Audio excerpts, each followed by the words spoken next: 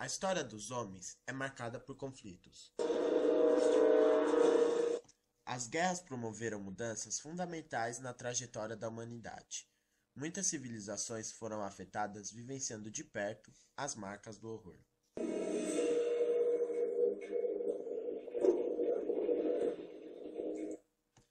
Porém, além da destruição, o conflito nos traz outro legado: o desenvolvimento de tecnologias.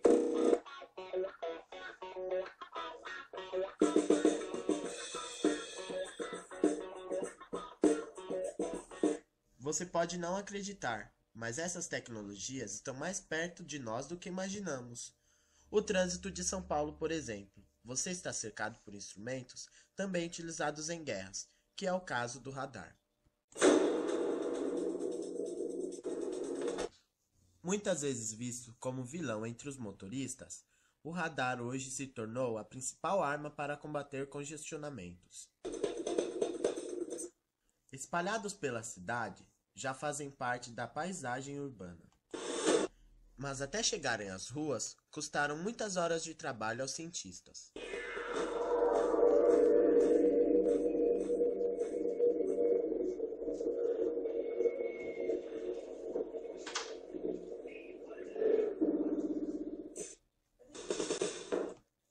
Os estrategistas de guerra reconhecem que uma poderosa arma não precisa necessariamente matar. Eles sempre souberam que descobrir a posição do inimigo é uma grande vantagem. Muitas máquinas foram inventadas com esse objetivo, mas eram ineficazes.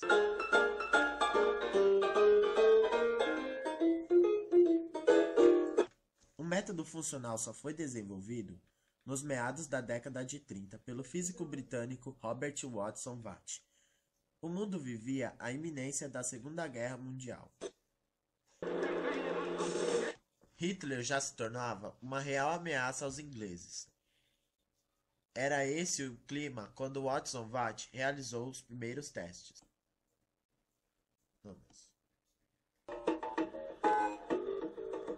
Descobriu que os metais reagiam de uma maneira diferente das ondas de raios, por conta de uma constituição menos densa. Quando estimulados, os elétrons do ferro e do alumínio se agitam e funcionam como pequenos transmissores. Dessa forma, ao lançar ondas invisíveis na direção do avião, Watt o transformaria em uma antena voadora que não poderia ser desligada. Logo podem ser captadas era o nascimento do radar. Os ingleses sabiam com precisão a distância, velocidade, direção dos ataques alemães, vantagem fundamental para o exército aliado. Era um momento de glória para Watson Watt, e o mundo ganhava um importante instrumento. A partir daí, os radares ganharam uma infinidade de aplicações, mas é no trânsito que ele mais influencia no nosso dia a dia. Normalmente percebemos a ação de um radar apenas quando recebemos uma multa. Esses equipamentos, no entanto, podem fazer muito mais, geram informações fundamentais para os engenheiros entenderem o comportamento do trânsito. Quem trabalha todos os dias com os dados fornecidos pelos radares é João Cucineto, engenheiro de tráfego da CET. Ele nos contou o que esses equipamentos podem fazer. O radar não mede só, não serve para fiscalizar só a velocidade. Você pode fiscalizar, por exemplo, as pessoas que estão com um carro irregular. O tempo que ele passa em cima desses laços, a gente chama de ocupação. A duração dessa ocupação é uma forma de você medir, por exemplo, a velocidade, né? Que dá, por exemplo, se a via está ou não congestionada. Até 24. A construção do primeiro radar pelos ingleses custou muito mais do que dinheiro. Foi necessário um árduo trabalho de pesquisa. Com os radares de trânsito não é diferente. Para conhecer como funciona este processo, um repórter fez a visita à empresa onde eles são fabricados. Da Engebras, Nilman Marques reforçou que os radares são construídos com rigor científico. É no laboratório de testes que os engenheiros têm um trabalho minucioso para verificar a exatidão dos aparelhos. Quando a gente desenvolve nova versão do produto, ou desenvolve um novo software que vai no produto, Ele fica semanas aqui nessa parte de simulação exatamente para garantir o funcionamento dele. Esses movimentos que você vê passando aqui de LEDs são os veículos que são simulados, e aqui tem os sensores implantados que são excitados da mesma maneira que na rua. Então aqui você consegue testar os equipamentos funcionando em tempo real. E a gente tem ali um painelzinho como uma lombada que mostra a informação da velocidade do veículo em tempo real, também simulado o que tem na rua. Claro que quando os equipamentos vão para as ruas, eles ganham escala muito maiores e eles se dividem basicamente em dois tipos de equipamentos. Os radares móveis funcionam com o mesmo princípio dos radares utilizados na Segunda Guerra Mundial. Emitem ondas de rádio concentradas. Quando o automóvel está no caminho, essa onda é ricocheada de volta ao dispositivo, pela diferença de tempo de saída e chegada do sinal, é que se mede a velocidade. Já os radares fixos trabalham de outra forma. Eles têm sensores nas ruas que funcionam como 3 laços no chão, que medem a velocidade. Se o carro estiver além da velocidade permitida, uma câmera fotografa a placa e manda a multa por correio. Se você sempre procurar na vida, você vai achar cortes, né? E que vão mostrar para você então os sensores. Quando o veículo passa nos sensores, você acaba tendo a medição do tamanho, da velocidade que ele está passando. Trabalhar para melhorar o trânsito na cidade se assemelha a estrategistas de guerra. Diversas soluções são imaginadas pelos especialistas, porém o engenheiro de tráfego sabe muito bem qual é o principal motivo para os congestionamentos caóticos. A demanda é maior do que a oferta, né? Você tem muito mais gente querendo usar o sistema viário do que ele comporta. São Paulo nunca vai ter um trânsito de boa qualidade. O que se pode fazer é tentar conter um pouco, tentar reduzir, melhorar algumas coisas, para você ter um nível um pouco mais aceitável. Mas quando as ruas não estão congestionadas, outra funcionalidade para o radar é a segurança. Numa curva muito fechada, por exemplo, há sempre um radar bem sinalizado para que os motoristas diminuam a velocidade.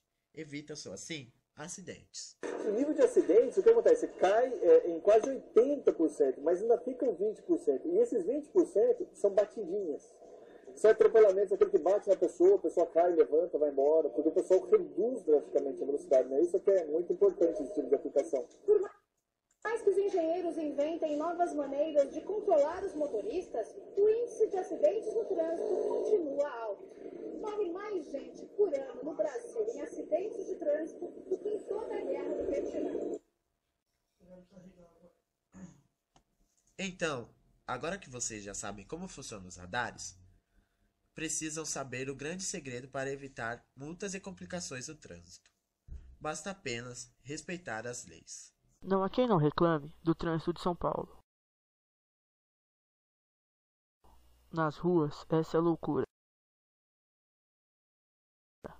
E aqui dentro, a loucura se repete. Esta é a Central de Controle de Emergências, cérebro das operações da CET, Companhia de Engenharia de Tráfego da capital paulista. Aqui estão concentradas todas as informações do trânsito, enviadas para um total de 2.200 agentes de trânsito, apoiados por uma equipe de 635 funcionários.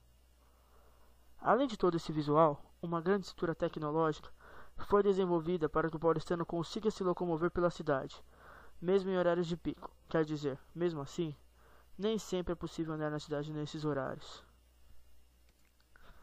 Em 1976, quando a empresa foi criada, o controle do tráfego era obviamente bem diferente. Dá uma olhada nesse mapa, tudo se resumia a ele. O controle do tráfego era feito desta forma até o início dos anos 2000. E ainda hoje, alguns recursos daquela época são utilizados.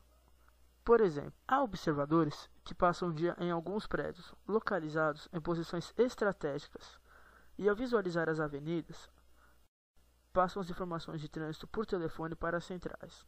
Os agentes de trânsito também continuam por aí. Os radares conseguem fotografar até mesmo as placas dos carros que estiverem infringindo o rodízio municipal. É a tecnologia que impede que a cidade pare totalmente no horário de pico. Semáforos inteligentes, radares, sensores e câmeras espalhadas pela cidade estão todos interligados por uma rede extensa e complexa. Hoje, São Paulo conta com quase 15 mil quilômetros de ruas e avenidas. Desse total, 840 quilômetros são monitorados. Quem já trafegou pela cidade já deve ter reparado que alguns metros antes de algum semáforo há essas ranhuras. Isto é um sensor que faz a contagem da quantidade de carros e a que velocidade eles passaram. Com base nessas informações, é possível alterar o tempo dos sinais para que uma via ou outra tenha uma vazão maior. Uma necessária novidade está prometida para breve. São Paulo deve ganhar instrumentos para monitorar os alagamentos que castigaram a cidade nos últimos meses. Antes tarde do que nunca. Mesmo com tanta tecnologia, o trânsito já é esse caos. Imagine se ela não existisse.